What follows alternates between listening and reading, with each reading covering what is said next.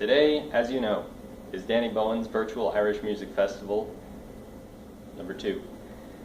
I don't have any Irish music for you today, but if you put some Irish music on while you watch this video, then there will be some. Instead, I'm going to read a selection from the various lives of Keats and Chapman. This is one of many little stories published by Flann O'Brien in the Irish Times, and this story is called Sunstruck Pigeons. When Keats and Chapman were at Greyfriars, the latter manifested a weakness for practical jokes. Practical jokes, you might call them, indeed of the oddest kind. One afternoon, Chapman observed the headmaster quietly pacing up and down in the shade of the immemorial elms, completely submerged in Dindorf's Poetae Sceniki Greci.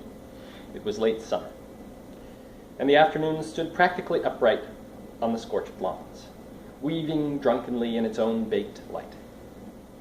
Sunstruck pigeons gasped happily in the trees.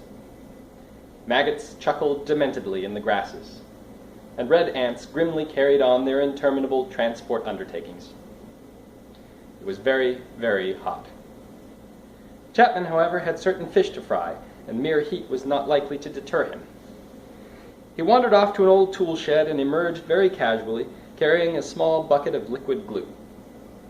He took up an unobtrusive position near the pacing headmaster and waited patiently for his chance. The headmaster approached, turned, and moved again slowly on his way. Instantly, Chapman darted out, ran up noiselessly behind the pedagogue, and carefully emptied the bucket of glue all down the back of his coat.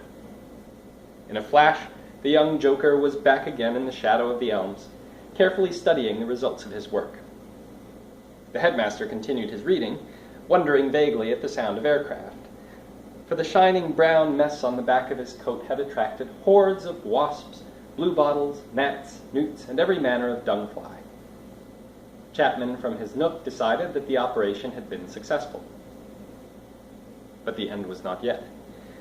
Two fifth-form bullies, Snoop and Stot as it happened, had observed the incident from the distance and thought it would be funny to turn the tables.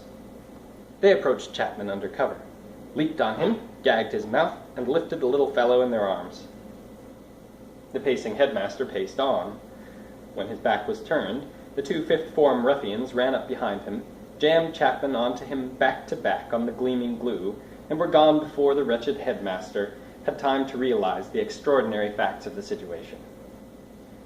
That a howling small boy was glued to him high up on his back did not disturb him so much as the murderous punctures of the wasps, who were now angry at being disturbed. There was hell to pay that evening. Nobody would own up, and every boy in the school was flogged, with the exception of Chapman, who was regarded as a victim of the outrage. After Keats had received his flogging like the rest, he was asked for his opinion of the whole incident, and particularly what he thought of Chapman. "I like a man that sticks to his principles," was all he would vouchsafe.